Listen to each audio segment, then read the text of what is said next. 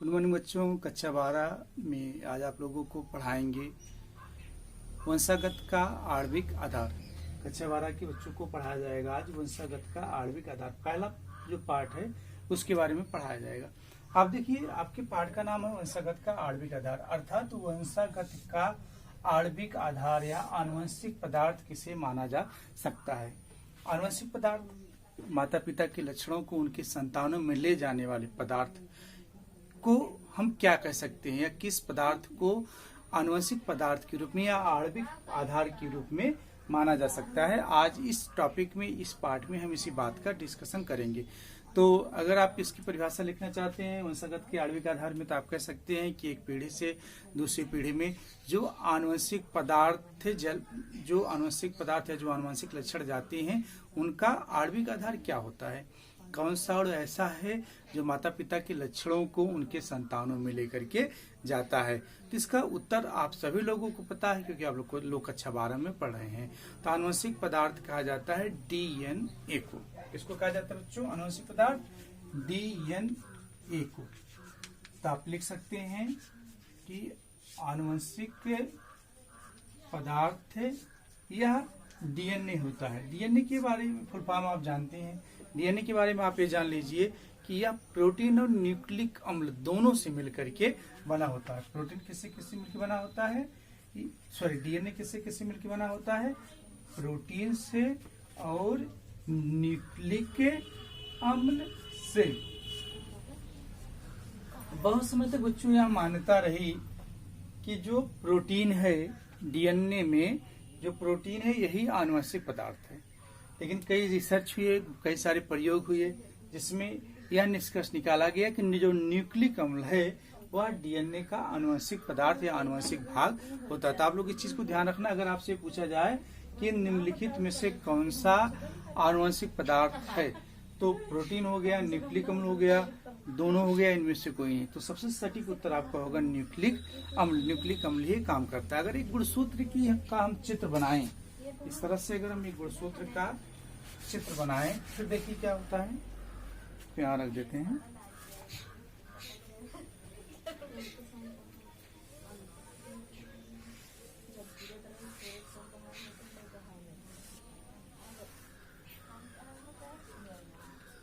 बच्चों, एक जीन का या गुणसूत्र का चित्र है। यहाँ पे ये डीएनए वाला मान लीजिए भाग है। कौन सा भाग है?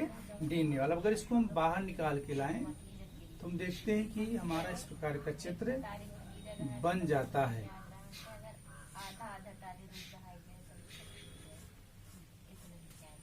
देख रहे हैं आप लोग? तो ये हमारा हो गया डीएनए। क्या हो गया हम लोगों का? डीएनए हो गया। अब हम देखते हैं कि डीएनए में 4 हिस्टोन प्रोटीन पाए जाते हैं। कितने हिस्टोन प्रोटीन पाए जाते हैं? 4 हिस्टोन प्रोटीन पाए जाते हैं।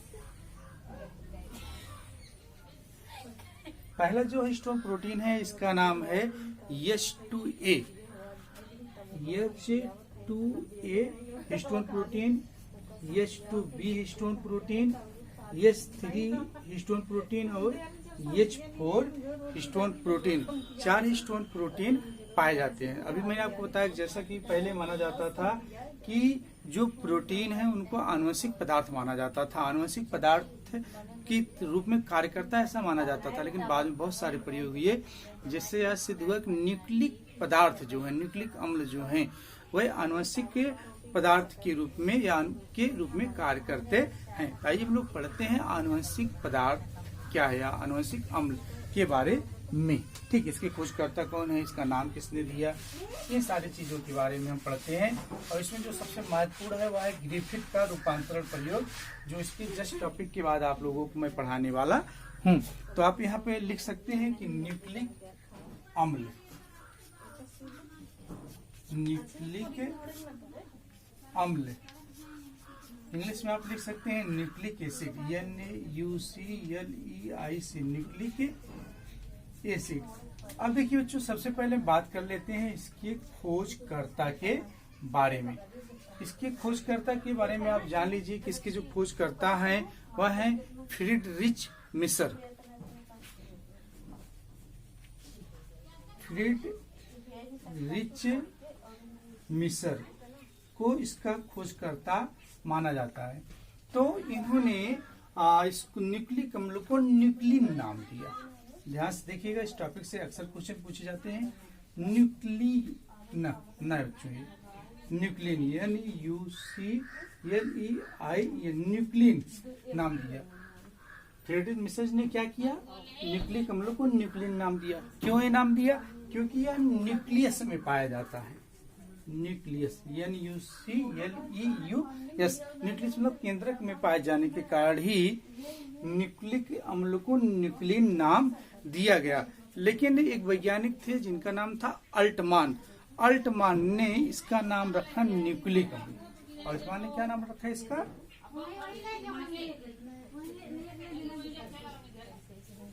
अल्टमान अल्टमान ने न्यूक्लिक अम्ल की अम्लीय प्रकृति, रासायनिक रूप से अम्लीय होता है बच्चों, अम्लीय प्रकृति होने के कारण इसका नाम रखा न्यूक्लिक अम्ल। क्या नाम रखा इसका? न्यूक्लिक अम्ल।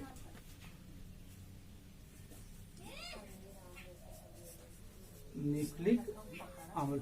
एक बार फिर से रिवाइज करते हैं इस चीज को हम लोग कि फ्रीडरिच मिसर को न्यूक्लिक अम्ल का खोजकर्ता कहा जाता है।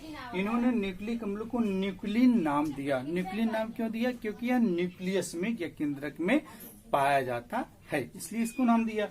जबकि अल्टमान जो थे, इन्होंने इसकी अम्लीय प्रकृति के कारण, न्यूक्लियस से अम्ल की अम्लीय प्रकृति के कारण इसको न्यूक्लिक अम्ल नाम दिया। अब हम देखें अगर, तो न्यूक्लिक अम्ल जो होते हैं यह कुल 2 प्रकार के पाए जाते हैं। न्यूक्लिक अम्ल कितने प्रकार के पाए जाएंगे? 2 प्रकार के पाए जाएंगे। तो आप यहाँ पे लिख सकते हैं न्यूक्लिक अम्ल के प्रकार।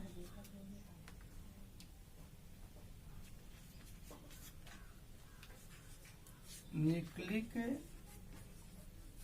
अम्ल के प्रकार, तो ये बच्चों 2 प्रकार के पाए जाते हैं। एक होता है DNA, एक होता है RNA, deoxy ribonucleic acid, ribonucleic acid. देखा, न्यूक्लिक एसिड दोनों में पाया जा रहा है, इसलिए कहा जाता है कि न्यूक्लिक अम्ल के दोनों प्रकार हैं। अब अगर हम इसमें हमें पढ़ना क्या, हमको पढ़ना है आनुवंशिक पदार्थ के बारे में। तो अगर हम DNA के बारे में पढ़ें तो यह सभी जंतुओं में, कहा बच्चों, सभी जंतुओं में यह आनुवंशिक पदार्थ के रूप में कार्य करता है, लेकिन 2-3 जगह छोड़ के। किसमें? जैसे या विषाणुओं में, या आप कह सकते हैं कि TMV में यह आनुवंशिक पदार्थ के रूप में कार्य नहीं करता है। TMV का फुल फॉर्म क्या होगा? टोबैको मोज़ेक वायरस, तंबाकू की पत्ती में ये पाया जाता है। HIV हो गया, HIV, ठीक, एड्स का विषाणु इसको कहा जाता है। तीसरा है इन्फ्लुएंजा, इन्फ्लुएंजा। इन तीनों जगह को छोड़ करके DNA सभी में आनुवंशिक पदार्थ के रूप में, आणविक आधार के रूप में कार्य करता है। तब क्वेश्चन उठता है कि इनमें कौन कौन पाए जाते हैं? इनमें पाए जाते हैं RNA। कौन पाए जाते हैं आनुवंशिक पदार्थ के रूप में? RNA। या आप ये कह सकते हैं कि विषाणुओं में RNA आनुवंशिक पदार्थ के रूप में कार्य करता है। ठीक, अब इसके बाद जो है, इसमें हम अगर और पढ़ें तो हम पाते हैं कि 1902 की घटना है। ये थोड़ा मिटा दें इसको, आप लोगों को बताएं फिर आगे। फिर से आप रिवाइज कर लीजिए। न्यूक्लिक अम्ल 2 प्रकार के होते हैं, DNA, RNA। DNA जो है सभी जंतुओं में आनुवंशिक पदार्थ के रूप में कार्य करता है, लेकिन विषाणुओं में ये कार्य नहीं करता है। तो RNA सब विषाणुओं में सिर्फ आनुवंशिक पदार्थ के रूप में कार्य करता है। जैसे आप कह सकते हैं कि TMV में टोबैको मोज़ेक वायरस में HIV एड्स का वायरस है। इसके बाद इन्फ्लुएंजा में ये RNA ही आनुवंशिक पदार्थ के रूप में कार्य करता है। अब 1902 की घटना की बात करते हैं तो सटन और बावेरी 2 वैज्ञानिक थे। सटन व बोवेरी सन था बच्चों ये 1902 ईस्वी। तो सटन और बाबेदी ने बहुत सारे प्रयोग किए और अपने प्रयोगों में बताया कि जो डीएनए है यह आनुवंशिक पदार्थ के रूप में कार्य करता है। लेकिन इन दोनों वैज्ञानिकों ने अपने मत के समर्थन में कोई प्रयोग नहीं कर पाया, कोई अच्छा सा सिद्धांत नहीं दे पाए। तो एक वैज्ञानिक थे, कई वर्ष तक विवाद बना रहा कि डीएनए आनुवंशिक पदार्थ है। फिर एक वैज्ञानिक आए जिनका नाम था ग्रिफिथ ने कुछ प्रयोग किए चूहों पे, माइस पे, और अपने प्रयोग के द्वारा इन्होंने बताया कि डीएनए ही आनुवंशिक पदार्थ होता है। तो आज जो आप लोगों को हम पढ़ाएंगे वह है इसके बारे में। तो आप लोगों को बताना है ग्रिफिथ के रूपांतरण प्रयोग के बारे में। बच्चों क्या किया, ग्रिफिथ ने स्तनधारियों में निमोनिया रोग उत्पन्न करने वाले कुछ जीवाणुओं के बारे में इन्होंने खोज किया। तो ऐसे कौन से बैक्टीरिया हैं जो स्तनधारियों में निमोनिया रोग उत्पन्न करते हैं? तो दो जीवाणु हैं, एक है न्यूमोकोकस, एक है डिप्लोकोकस। ठीक, तो आप कह सकते हैं कि स्तनधारियों में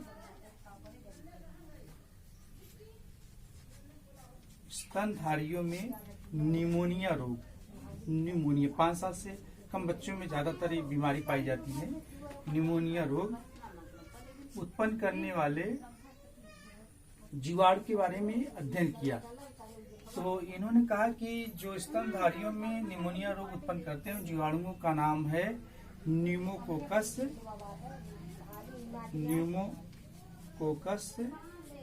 या डिप्लोकोकस न्यूमोनी।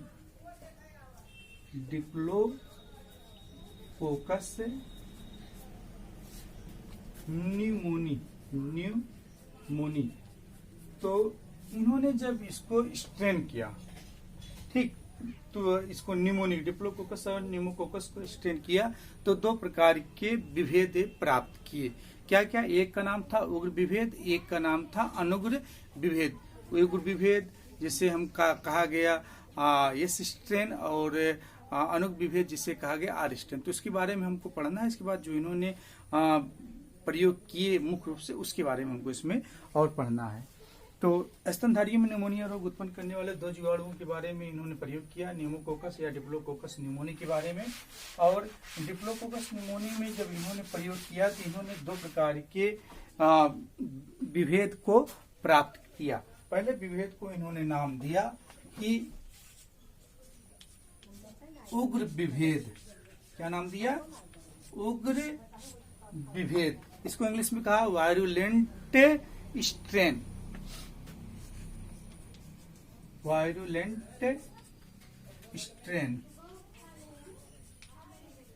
ठीक, यह बच्चों इसकी जो सतह होती है उग्र विभेद की, ये चिकनी होती है। कैसी होती है? चिकनी होती है। इंग्लिश में क्या लिखते हैं चिकनी को? स्मूथ, SMOOTH, स्मूथ होती है। इसलिए इसको यस स्ट्रेन भी कहा जाता है। यस स्ट्रेन भी कहा जाता है उग्र विभेद को। चिकनी सतह इसकी होती है। और इसकी जो बाहरी आवरण होता है बच्चों, यह पॉलीसेकेराइड का बना होता है। पहला पॉइंट ये हो गया, सतह इसकी चिकनी होती है। दूसरा पॉइंट उग्र विभेद का ये हो गया कि इसका जो बाहरी आवरण है या पॉलीसेकेराइड का बना होता है। किसका बना होता है बच्चों? पॉलीसेकेराइड का बना होता है। तीसरा पॉइंट हमेशा आपको ध्यान रखना है इसका, वह यह है कि यह न्यूमोनिया रोग उत्पन्न करने में सक्षम है। न्यूमोनिया रोग उत्पन्न करने में यह सक्षम माना जाता है। तो पहला तो विभेद ये हो गया जब डिप्लोकोकस या न्यूमोकोकस पे इन्होंने अपना प्रयोग किया। इसके बाद दूसरा था अनुग्र विभेद। आओ ये इसके भी बारे में पढ़ लें। दूसरा वाला जो है अनुग्र विभेद, इसको बोलेंगे नॉन वायरुलेंट स्ट्रेन। ठीक, इसको बोलेंगे। अब बच्चों ये इसकी जो सतह होती है खुरदरी होती है। खुरदरी होती है। खुरदरी को इंग्लिश में लिखते हैं रफ, ROUGH, खुरदरी। ठीक, इसलिए यह खुरदरी सतह होने के कारण इसको हम बोलते हैं आर स्ट्रेन। क्या बोलते हैं? R strain. ध्यान देना, इसको बोलते हैं यस स्ट्रेन क्योंकि स्मूथ होता है इसका त्वचा, इसका जो इसकी जो परत होती है, दीवार जो होती है, और इसमें खुरदुरी सतह इसकी होती है, इसकी इंग्लिश होता है रफ, इसलिए आर स्टेन इसको बोलते हैं, इसको यस स्टेन बोला जाता है। दूसरा जो टॉपिक ये है पॉइंट की इसमें इसका जो बाहरी आवरण है या पॉलीसेकेराइड का नहीं बना होता है। तीसरा और सबसे महत्वपूर्ण जो पॉइंट है वो आप लोगों का यह है कि यह जो है निमोनिया रोग उत्पन्न नहीं करता है। कौन सा बच्चों? अणुक विभेद जो है यह निमोनिया रोग उत्पन्न नहीं करता है। अब उग्र विभेद और अणुक विभेद को लेकर के, आर स्टेन और यस स्टेन को लेकर के इन्होंने चूहे पर एक प्रयोग किया और उसके आधार पर इन्होंने बताया कि किस प्रकार आनुवंशिक पदार्थों के शरीर में प्रवेश करने से क्या क्या क्रिया या क्या क्या लक्षण प्रदर्शित होते हैं। तो ग्रिफिथ ने क्या किया, इन दोनों जीवाणुओं को चूहों में प्रवेश कराया अलग अलग करके, और जब अलग अलग करके चूहों में प्रवेश कराया इन दोनों जीवाणुओं को, तब देखिए उन्होंने क्या पाए। तो इसके लिए हम टोटल जो है 4 प्रयोग करते हैं। 4 प्रयोग के द्वारा हमारी बातें जो है स्पष्ट हो जाती हैं। अब आप देखिए पहला जो प्रयोग किया, इन्होंने क्या किया कि जो आर स्ट्रेन है, आर स्ट्रेन है, जब इसको माइस मीन्स चूहा या माइस में स्ट्रेन जब प्रवेश करा है, तो इन्होंने बताया जो माइस था वो मर गया। माइस क्या हुआ? मर गया। माइस डाइड, DIED, डाइड। क्यों बच्चों ऐसा? मैंने पहले ही बताया आपको, जब स्ट्रेन दोनों बता रहे थे तभी मैंने बताया कि जो आर स्ट्रेन होता है, रफ स्ट्रेन होता है, ठीक, या जो उग्र विभेद होता है, इसमें निमोनिया रोग उत्पन्न करने में सक्षम होता है। इसलिए यह जब चूहे में प्रवेश कराया गया तो चूहा मर गया।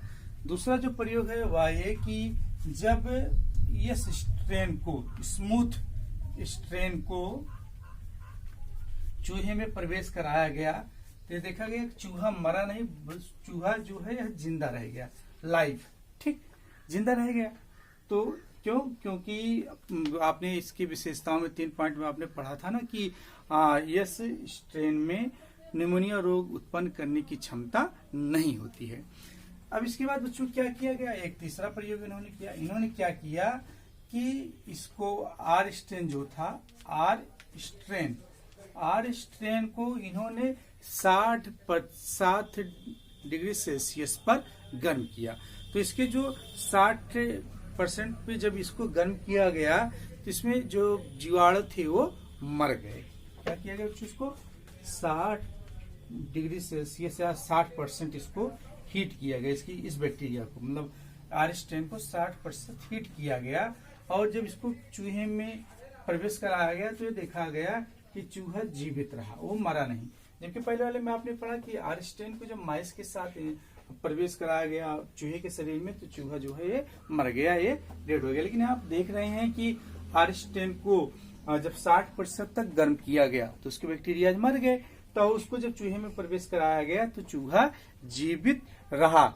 ठीक, अब इसी प्रयोग को थोड़ा सा हम आगे लेके चलते हैं। तो क्या करते हैं, जैसे ये जो 60% हीट करने के बाद जो हमको आर स्ट्रेन प्राप्त हुआ है, आर स्ट्रेन प्राप्त हुआ है, इसमें हम यस स्ट्रेन मिला देते हैं, यस स्ट्रेन मिला देते हैं। तो हमें तो चूहे के शरीर में इसको प्रवेश करा देते हैं। तो हम क्या फिर देखते हैं, चूहा मर गया। क्या हो गया बच्चों? चूहा मर गया। तो हम ये देख रहे हैं कि आर स्ट्रेन यहाँ पर आर स्ट्रेन 60% जो गर्म है, ठीक, न्यूमोनिया रोग उत्पन्न करने में सक्षम है, लेकिन 60% हीट होने के कारण नहीं हो सकता। लेकिन जैसे ही यस स्ट्रेन मिलाया गया, यस स्ट्रेन के बारे में आपको बताया गया कि यह निमोनिया रोग उत्पन्न करने में सक्षम नहीं होता, फिर भी यह देखा गया कि यह चूहे में जैसे प्रवेश कराया जाता है, ये स्ट्रेन और आर स्ट्रेन को एक साथ मिला करके चूहा मर जाता। अर्थात जो आर स्ट्रेन में 60% जो बैक्टीरिया बचे हुए थे जो निमोनिया रोग उत्पन्न करने में सक्षम थे, वह चले जाते हैं यस स्ट्रेन में। कहाँ चले जाते हैं? यस स्ट्रेन में। ठीक, इस तरह हम देखते हैं कि कुछ पदार्थ जो आर स्ट्रेन से यस स्ट्रेन में आता है वह चूहे के शरीर में जाता है और चूहा इसके बाद मर जाता है। इस तरह से और जो आगे के टॉपिक हैं कल आपको पढ़ाए जाएंगे। Thank you very much. कक्षा 12 के लिए।